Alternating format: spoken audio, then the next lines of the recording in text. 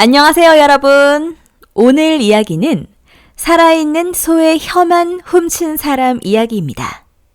소를 훔치려면 한 마리를 훔쳐야지 왜 소의 혀만 훔쳤을까요?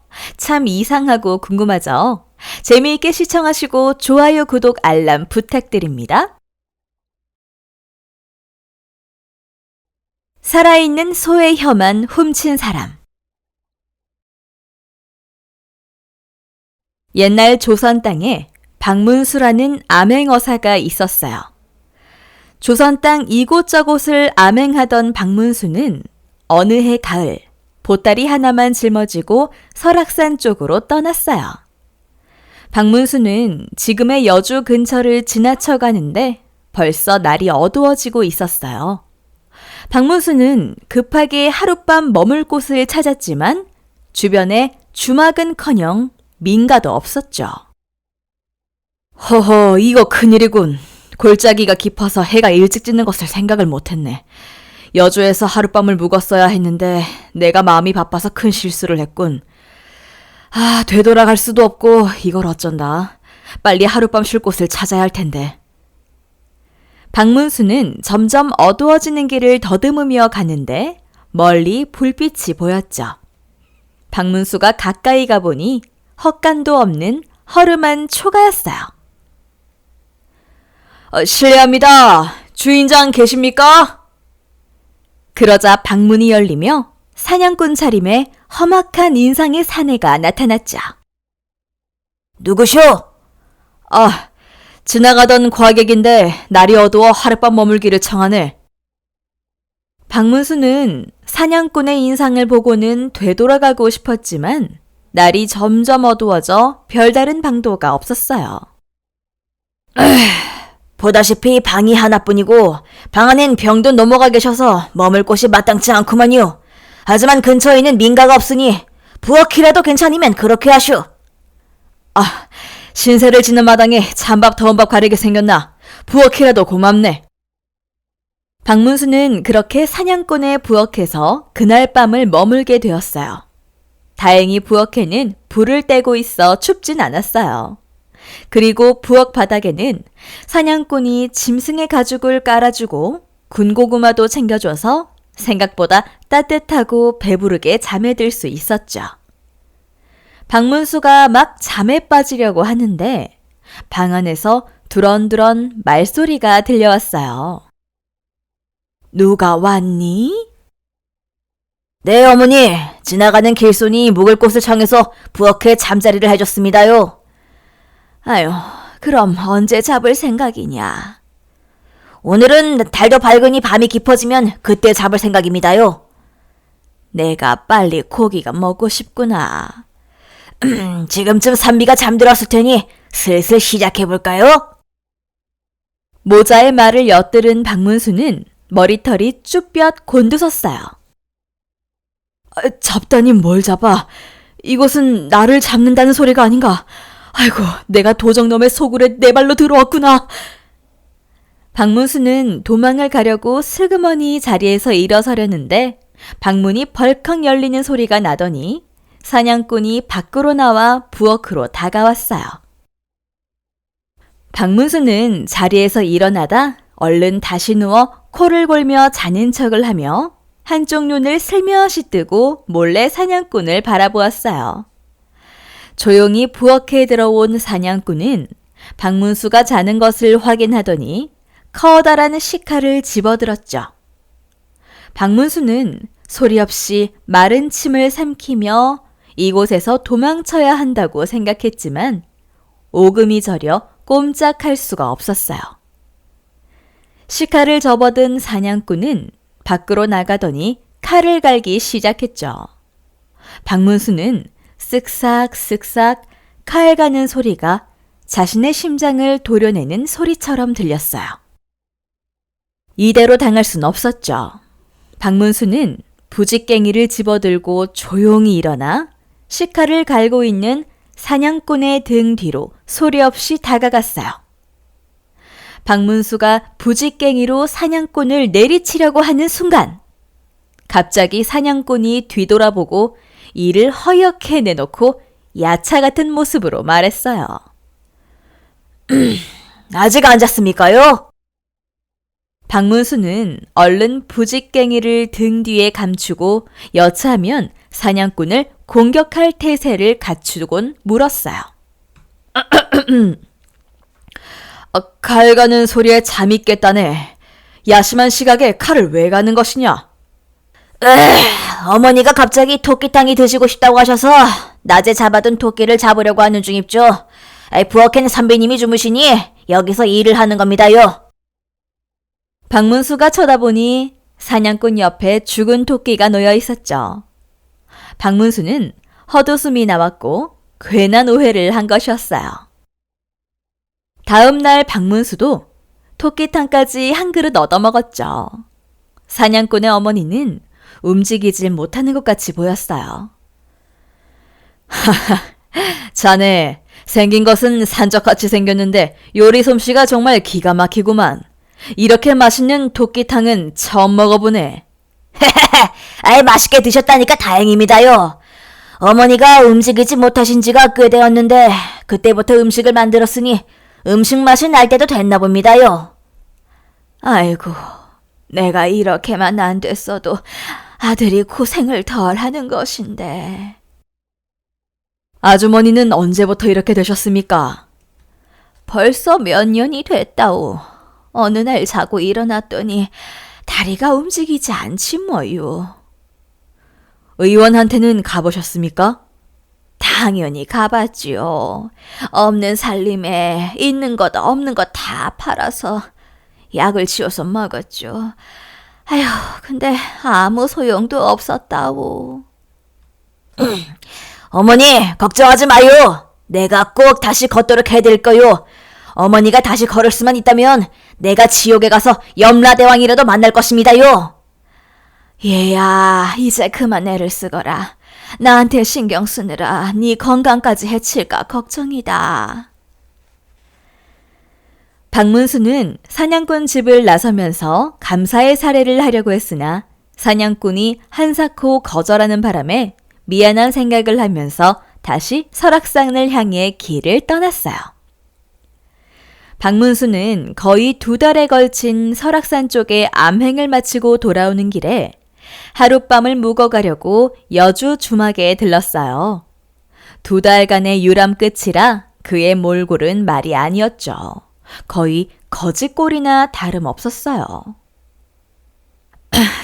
주모, 하룻밤 묵었다 가려 하오. 방이 있소? 주모가 박문수의 위아래를 훑어보니 영락없이 거지였어요. 방이야 있지만 돈은 있소? 보다시피 내가 집을 나선 지 오래되다 보니 수중에 돈이 다 떨어졌소. 외상으로 하룻밤만 신세를 지면 내가 다음에 2배로 갚으리다. 아이고, 지금 제정신이요? 댁을 언제 보았다고 외상이요? 돈 없으면 방도 없소. 아이, 농담이요, 농담. 주모가 마음에 들어 수작을 걸어본 것이요. 말을 마친 박문수가 돈을 한 꾸러미 꺼내어 방값을 지불하자 옆에서 국밥을 먹던 포졸 2명이 눈이 휘둥그레지더니 박문수의 양쪽 팔을 잡았어요. 네, 이놈! 당장 관가로 가자! 영문도 모르고 하룻밤을 관가의 감옥에서 지낸 박문수는 다음 날 여주 군수의 문초를 받기 위해 여주 관청 마당에 끌려 나왔어요. 범인은 고개를 들라! 내가 무슨 죄를 지었다고 범인이란 말이오? 고개를 들고 역정을 내는 박문수를 보고 여주 군수는 깜짝 놀랐어요. 아니, 자네는 박문수 아닌가? 여주 군수와 박문수는 동문 수학하던 친구였던 것이죠. 오랜만에 만난 2 사람은 술상 앞에 마주 앉았어요. 자네 행색이 그러니 포졸들이 오해를 한 모양일세. 미안하네. 아무리 행색이 초라해도 이러면 되겠는가? 미안해. 아이, 근래에 관내에 골치 아픈 일이 생겨서 자네가 봉변을 당했네. 내가 오늘은 거하게 한 잔 낼 터이니 화를 풀게. 골치 아픈 일이라니. 무슨 일이 생겼는데 아무 영문도 없이 사람을 마구 잡아서 가두는가? 도둑 때문이라네. 아니, 겨우 도둑 하나를 잡자고 아무 죄 없는 사람을 이런 봉변을 당하게 하는가? 자네답지 않구먼. 그게 보통 도둑이 아니라네. 내가 이곳에 부임해서 해결 못한 일이 없는데 이 사건은 도대체 해결 방안을 못 찾겠네. 그래. 그거 호기심이 가는구먼. 뭔데 그러는가? 박문수가 호기심을 보이자 군수가 설명한 사건의 내용은 이랬어요. 이곳 여주의 한 농가에는 조선에서는 보기 드문 까만 소가 한 마리 있다고 했어요. 온몸이 새까맣고 일도 잘해서 그 농가에서는 보물같이 여기고 있었는데 어느 날 밤에 누군가 이 까만 소의 혀를 잘라갔다는 것이죠. 그거 참 기이한 사건이로구만. 그렇네. 소를 통째로 훔쳐갔으면 어딘가 흔적이 남아 해결 방도가 있을 것인데 한밤중에 혀만 잘나갔으니 해결할 방도가 없어 고민이라네. 해서 수상한 사람이 보이면 무조건 끌고 오라고 명을 내렸는데 재수없게 자네가 걸린 것이라네. 오이비락이었구먼. 그렇지. 까마귀 날자 배 떨어진 격이지. 그러니 너무 노여워 말게. 그 사건을 내가 한번 해결해볼까? 뭐 좋은 생각이라도 있나? 내일 그 혀 잘린 검은 소를 이곳으로 가져오고 관내 백정과 사냥꾼들을 한 명도 빠짐없이 불러 모으게. 백정과 사냥꾼을? 한밤중에 소의 혀만 아무런 소리도 흔적도 없이 자를 수 있다면 짐승을 다루는 전문가가 틀림없네. 그것이 백정하고 사냥꾼 말고 또 뭐가 있겠나? 듣고 보니 과연 그렇구만. 그 다음에 자네는 그저 구경만 하면 되네. 다음날 군수는 박문수의 말대로 했어요. 관청 앞에는 혀 잘린 검은 소와 수십 명의 백정과 사냥꾼이 불려 모았고 그새 소문이 났는지 관청안 밖으로 구경꾼도 인산인해를 이루었죠. 영문도 모르고 모여서 웅성거리는 백정과 사냥꾼들에게 박문수가 말했어요. 나는 암행어사 박문수다. 이제부터 여기 모인 사람들은 한 사람씩 순서대로 저 검은 소에 가까이 다가가서 꼴을 먹이거라. 모여있던 백정과 사냥꾼은 영문도 모른 채 한 사람씩 순서대로 검은 소의 꼴을 먹이러 다가갔어요. 그러자 혀 잘린 검은 소는 그것을 먹으려 꼴에 접근은 하면서도 냄새만 맡을 뿐 먹지는 못하는 안타까운 일이 계속되었죠. 그러자 사람들 사이에서 웅성거림이 일어났어요. 이게 뭐 하는 짓이야? 아침부터 사람을 불러놓고 겨우 소 꼴 먹이는 거요? 누가 아니라나? 그리고 소문에 듣자 하니 저 검은 소는 혀가 잘렸다던데. 아니, 그럼 혀도 없는 소한테 꼴을 먹이라는 거요? 군수가 미친 거 아니오? 근데 암행어사가 뭔 일이랴? 그렇게 마지막 사람까지 모두 끝이 났고 군수가 박문수를 쳐다보았어요. 그래, 범인을 찾았는가? 그렇네. 오늘 일은 끝났으니 사람들을 모두 돌려보내게.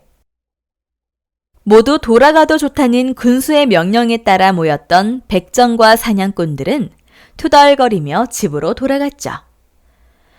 아니, 범인을 찾았으면 그 자리에서 체포를 했어야지 왜 모두 돌려보냈는가? 그럴 만한 사정이 있네. 박문수는 군수에게 사정 설명을 했어요. 이야기를 듣던 군수도 고개를 끄덕이며 깊은 한숨을 쉬며 허허, 그거 참. 내가 어찌하면 좋겠나? 내가 나중에 갚을 것이니 자네가 후한 값으로 혀 잘린 검은 소를 사서 나에게 주게. 갚을 것이 뭐가 있겠나? 내가 나중에 한양에 가면 술이나 한 잔 거하게 사게. 고맙네. 자네는 명군수라고 만세의 칭찬이 자자할 걸세. 예끼 이 사람! 벌써부터 명군수라고 온 사방에 소문이 다 퍼졌다네. 박문수는 아무도 보는 사람이 없는 한밤중에 검은 소를 끌고 마을 밖으로 나가 사냥꾼의 집으로 갔어요. 실례하오. 안에 계시오? 그러자 초가집 방문이 열리며 사냥꾼이 이 밤중에 누구쇼? 나를 알아보겠나. 2달 전에 토끼탕을 얻어먹은 과객일세. 그러자 사냥꾼과 사냥꾼의 어머니가 맨발로 뛰어나와 방문수 앞에 무릎을 꿇고 머리를 조아렸어요. 아이고 어사님, 제가 죽을 죄를 지었습니다요. 아들은 아무 잘못이 없습니다. 아들이 이 애미의 병을 고치겠다고 앉으시니 나를 잡아가시오. 아닙니다. 며칠만 말미를 주시면 제가 어머니 드실 양식을 마련해놓고 자수를 하려 했습니다요. 저를 잡아가시오. 하하, 아니 왜들 이러십니까? 어서들 일어나세요. 저는 그때 먹었던 토끼탕이 하도 맛이 있어서 토끼탕을 한 번 더 얻어먹으려고 들렸습니다. 오늘은 이렇게 토끼탕 값도 가져왔습니다. 박문수는 웃으면서 잡고 있는 검은 소의 고삐를 흔들어 보였어요. 사냥꾼과 어머니는 어리둥절하며 서로를 쳐다보고 있었어요. 제가 범인인 것을 어떻게 알았습니까요? 그건 간단하지. 백정과 사냥꾼들이 순서대로 혀 잘린 검은 소에게 꼴을 먹일 때 배가 고픈 검은 소는 매번 달려들었지만 혀가 없으니 먹진 못하고 냄새만 맡았지. 그러나 자네가 꼴을 먹이려고 다가갔을 때 검은 소는 꼴에 다가가지 않고 오히려 뒷걸음질 쳤다네. 그건 검은 소가 자네를 알아본다는 것이지. 그리고 결정적으로 자네는 나를 알아보고 내 눈을 피했네. 당장 달려나가서 죗값을 받고 싶었지만 아직 어머니 드실 음식을 장만해 놓지 못해서 그랬습니다요. 그런데 왜 소의 혀만 잘 나갔는가? 어느 날 어떤 스님이 시주를 하러 와서는 검은 소의 혀를 먹으면 어머니의 병이 나을 것이라고 일러준 것입니다요. 아유, 어머니가 나으면 그 집에 머슴이라도 살면서 빚을 갚으려고 했습니다요. 꼭 그렇게 하게나. 그리고 어머니의 병이 나아서 다행입니다. 아이고, 이 은혜를 어떻게 갚는답니까? 잠까지 재워주시고 맛있는 토끼탕을 2번이나 얻어먹지 않았습니까? 박문수는 범인을 단번에 알아봤으나 그 자리에 밝히면 사냥꾼이 당장에 체포될 것이고 금방 동네에 소문이 퍼질 것이 뻔했기 때문에 사냥꾼의 사정을 알고 있던 박문수는 말을 할 수가 없었어요. 박문수의 설명을 들은 군수도 사냥꾼의 효심을 인정하며 이번 한 번만 조용히 넘어가기로 한 것이었어요. 이후에 사냥꾼은 농사철이 되면 검은 소의 주인에게 가서 어려운 일은 도맡아서 하며 많은 도움을 줬다고 하네요. 어쨌든 검은 소의 혀를 몰래 자른 것은 용서받을 수 없는 행동이었으나 소의 주인에게도 후한 값을 주었으니 아무도 손해보지 않았던 이 효심 깊은 사냥꾼과 얽힌 어사 박문수의 이야기는 지금의 여주 지방에 전해지는 이야기입니다. 오늘 이야기 어땠나요? 재밌으셨나요? 재미있게 보셨으면 구독, 좋아요, 알람 설정 바랍니다. 감사합니다.